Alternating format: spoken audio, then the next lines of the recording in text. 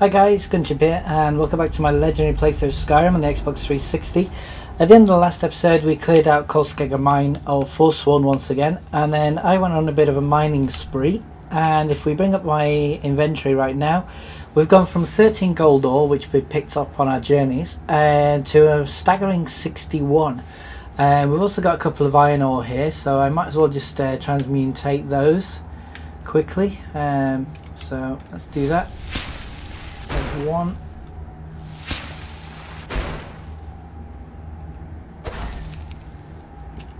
Oh, actually, do I still have that glass helmet? Because we picked up a helmet of something or other to do with... There is magically regenerate 80% faster, so why not? I might as well take advantage of it. Definitely speed things up a little bit.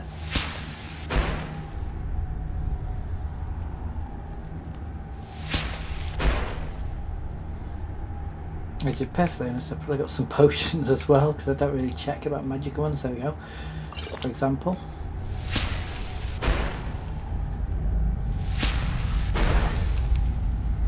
Okay, so we've got nothing else that we can be transmuted, so let's get out to the smelter. Okay, Mr. Smelter, where you at? There you are.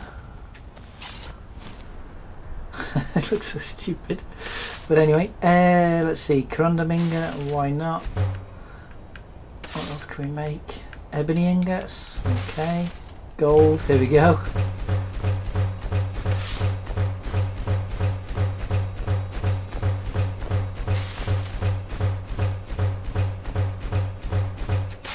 Okay, quicksilver ingots, why not?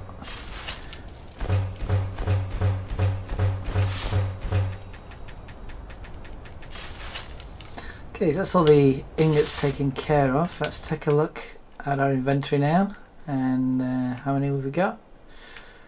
Gold ingot 37, so we can definitely make some jewellery out of that. So one more thing we need to do really before we head over to Winterhold, hand in that quest. We need to head over to Ayla as well, hand in her quest, and then we'll go see Delvin in Honeyside, which kind of take us to where I want to be for the next episode. But what we could do now is let's go quickly to another good little area for ingredients, which is Kynesgrove. If I can ever remember where it is. Kynesgrove is somewhere over here. Kynesgrove, yeah. Now Kynesgrove is quite a good little location. It's just south of Windhelm, but in this whole area around here you can find a lot of really useful ingredients, mainly creep cluster. There's jazzberry grapes as well, and also dragon's tongue, which is one I'm most interested in, because like I said in the last episode, dragon's tongue with fly Amanita and Mora Tapinella makes a really good potion to help both your leveling up of alchemy, which I want to do because I want to get it back to 100, and also just something that we can sell. So I'm just going to scoot around this episode. It's going to be a bit of a low-key one. But you never know, we might have some wildlife or dragon encounters. I just pick up as much creep cluster and dragon's tongue as I can. Now, as I mentioned as well last episode, chicken's eggs are also really useful, because I want to get as many ingredients together as I can so that we can do a quick recap. Now she, I think, is a trader. We're one of the same kind, No, you she and can only I. train me. I can certainly share Actually, a bit of what I know. Because I don't remember, it's been so long. Oh, I can! I can train 5 times this level. Now that is interesting. I'm not going to bother with alteration though, because I'll never use it. Safe travel. Kynesgrove also has another little bonus to it, in that there's actually a malachite mine just up this road. I think it's here. Is this one it? Yeah, steam scorch. Yeah, so if you want to make glass armor or weapons, then this is a place you want to hit up. And it's marked as steel in here, but if you go into the mine you can actually mine to your heart's content without anyone saying anything. Those damn mages blew up Winterhold. Guess it was just a matter of time. If you say so. Anyway, so let's get a bit organised, and let's get our dragon bow hooked up, because we are in pretty serious territory again. And yeah, let's get this done. So like I say, the easiest thing to do is just follow the roads. Because there's Windhelm just over there. So we basically just want to go this way. And just look out for creep cluster, which is kind of a red viney kind of plant. I'll try and show you one as soon as I find one. This is Dragon's Tongue, which again you can find in Solitude quite easily, but where's fun in that? I'll take all these as well. And it's a shame as well that my alchemy is not that high, because I don't have the green thumb perk, which is quite a useful one again if you're an alchemist, because you get 2 of everything. Here's Creep Cluster, it's kind of creepy looking, but if you combine that with a Giant's Tongue, you get one of probably the most expensive potions in Skyrim. My only problem with that is no trader really has the money to buy them, so you know, what's the actual point? But anyway, it's one of those things you can make if you want to. So we're just going to follow this road around, just get as many examples as I can of Dragon's Tongue and Creep Cluster. I'm not going to make a big effort. This is another quite useful one, Jazzbig Grapes, which I found out quite recently is quite useful as well in a couple of potions, because I used to just overlook that one. But for now, like I say, I'm just going to follow this, just grabbing as many ingredients as I can, and then we might make a quick trip to Morthal as well, so we can go on a Deathbell and Swamp Fungal Pod run, and that's basically the main areas that I tend to go to pick up ingredients. Whoops, some more. Take that. Creep Cluster there, Dragon's Tongue. So this episode is going to be just again another prep video, because then what I want to do is go to Honeyside and just spend an entire episode in there, just going over alchemy, going over smithing, going over enchanting as well.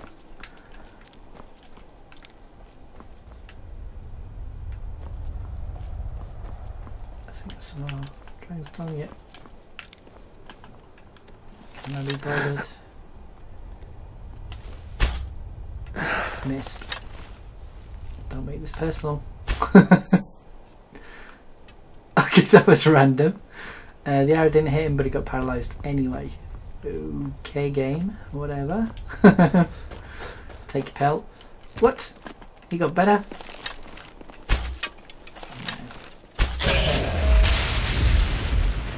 Making a mockery of me on YouTube. How dare you? Okay, we don't want to go too far that way. See what find Dragon's Tongue there.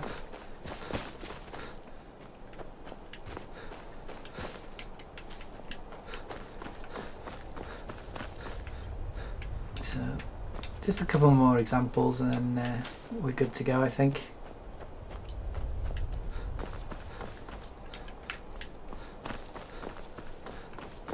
How are we doing actually on Dragon's Tongue? Actually, let's check. Dragon's Tongue, we've got 21. Fly Amanita, we have 24. And I'm guessing Mora Tapinella is the one that we're going to be lacking. Yeah, I've got one of those. Mora Tapinella is the kind of mushroom you find on tree trunks, especially in and around Riverwood, for example. That's quite a good place to find them. So, I think that's pretty much it. Now, there's normally a bear knocking around here, and there's also a little hut just down there where the bear's normally hiding. You can get a treasure map from in there. I think we're pretty much done for this area, so let's get to Morthal. Maybe it's not going to let me travel now because I can hear the bear. Maybe it will. I'll try it. So Morthal, where you at? Morthal. There we go. Morthal. Okay, what time is it? It's 1:30 in the morning, which isn't very helpful if you're looking for ingredients. Let's wait till daytime. Okay, that's much better. And let's go hunting. Now around here you're going to find mainly Deathbell. You'll also find Swamp Fungal Pod, which we use in our paralysis potions. They're the main ones. There's quite a few in route as well. Knocking around. That's Deathbell. It's quite easy to spot because of the kind of purple blue flower. And sadly they're in threes, but you only actually get one example. Some wood crab.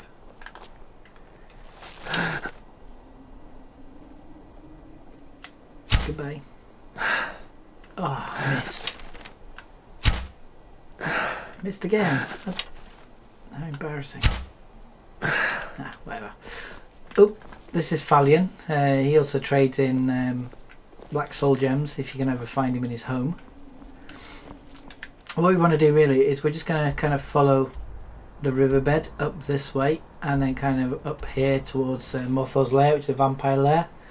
And we'll find a lot of swamp fungal pod and other good ingredients. So and we've also got an angry mud crab heading towards us, I think.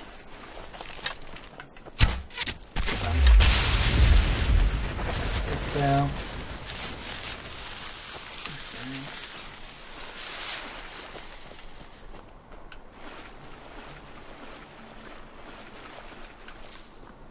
Now there's some Kynes fruit around here as well, which you can use in fortified marks and potions, but it's just so difficult to spot that I wouldn't recommend it, to be fair, unless you know exactly what it is. And the thing is as well, there's only really mud crabs to deal with in this area. There's the occasional frostbite spider, but nothing too serious. So we're just looking, I'm not doing too well so far on the swamp fungal pod front.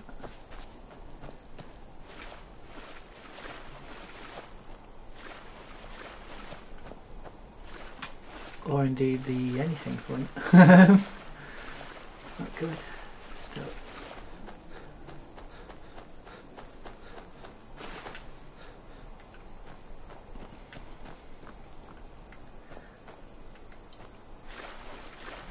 Nope.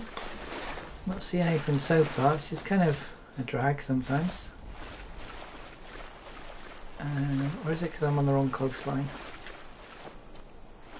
Although Mora Tapinella, that's definitely worth it as well, because we're lacking in those. Is it not spawned back yet, really? I mean, check it out, that is some Kynes root, and how would you notice that from a distance? It's like, it looks like the swamp fungal pod around here hasn't spawned back yet, which is a bit strange. I haven't been here for quite a while, I didn't think. Still, if we can find Mora Tapinella, and it's not a complete wasted journey. It does look like... Oh, there we go, that's what swamp fungal pod looks like. It's like a little blue bulb, I guess you call it. But yeah, that's weird, the fact that not a lot of it's spawned. But anyway, we'll check the other coast. And I'm just going to do as quickly as I can, to be fair. I'm not going to mess around too much, because if it hasn't spawned back then it's pretty much pointless. Let's have a look at the map.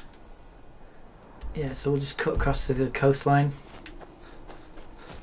and see if we fare better there.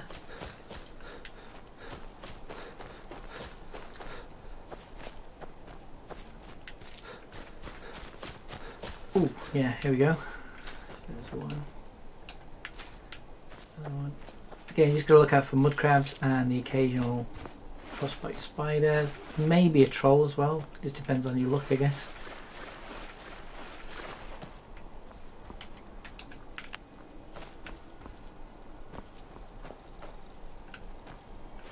And there's also a little shrine, but again it's just full of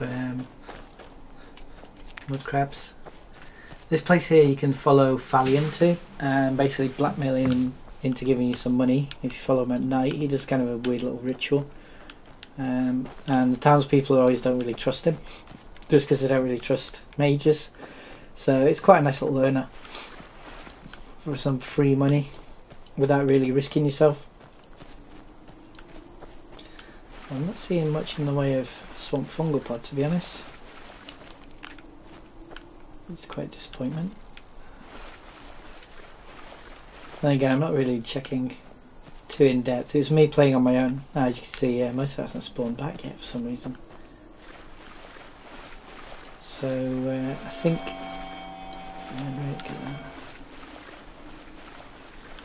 this may have been a wasted journey. Okay, what's that elk running away from?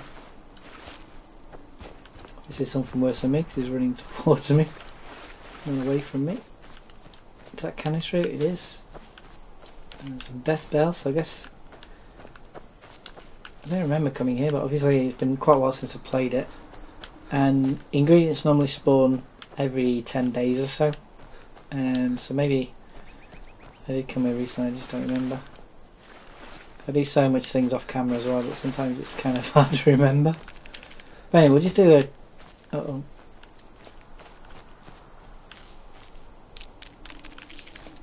That sounds like a chorus to me. Yep, it is. Would have to be a reaper. Can get some... Whoa! Where are you going? Just walked right past me. That was a big mistake. And some more Deathbell there. So we'll grab that. But that was very random. He just kind of wandered past me. Not quite sure what he was distracted by. I'm glad he was.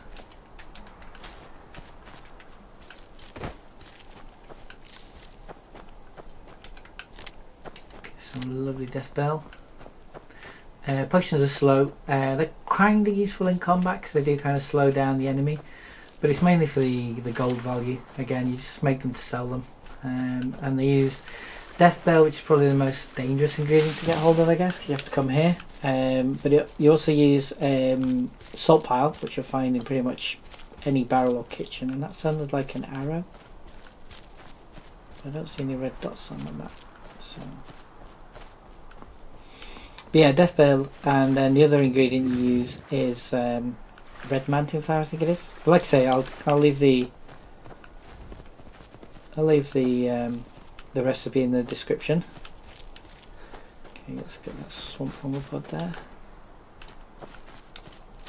Thank you. Oops, thank you. Some more Deathbell.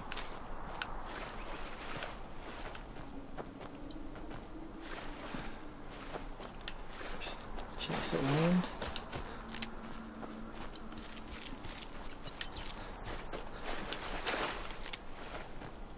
And let's see where we are. So we've basically done the circuit. There's Fulgrim Thur, there's the Apprentice Stone, Foot Snowhawk. So it's basically around this area, just following the coastlines. There's the abandoned shack there where we first met the Dark Brotherhood. And yeah, that's it. I mean, I'm sorry this episode hasn't been exactly interesting, but it's one of those things where, you know, I just wanted to show you the main stomping grounds that I come for ingredients. And it's mainly for people new to the series as well, so I'm sorry about you veteran guys who've been with me since the beginning. But it's all in a good cause, you know, because I definitely want to make myself some proper armour now. And then we can finally raise hell in Skyrim by starting the Civil War questline, because that really is an interesting questline. And it's one that I don't see covered that often on YouTube either, even though it is really cool. So you know, we'll definitely get into that, and then once that's done, really the only thing left to do is bring the main game to a close by finishing the main quest line, and then I can finally get onto the DLCs. But that's coming up in the next year or so. Oh, hello. That sounds like a troll. Okay, it sounds like a troll and his friend. Back up.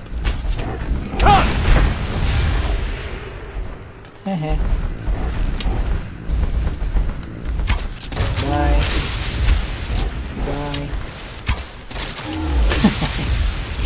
Go in there, Kynes piece. You get it from the Shrouded Earth Barrow in Iverstead, and is probably the best shout in the game for me.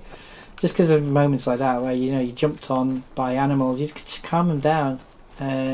Wait till you've got your sneak back, and then just take them out. It's just one of the best things in the world, and it's probably the one I do actually use quite a lot. I mean, Whirlwind Sprint's pretty cool just for getting from A to B in style, but I don't really find any of the other shouts really that amazing, to be fair. But anyway, I've rambled on long enough, so I'm going to bring this to a close. Coming up next episode, we're just going to do a couple of errands. We're going to go and visit Ayla, hand in that quest, and then we're going to get to Delvin, hand in the numbers job, and do some smithing. Hope you join me for that, guys. As always, thanks for watching, take care, and peace.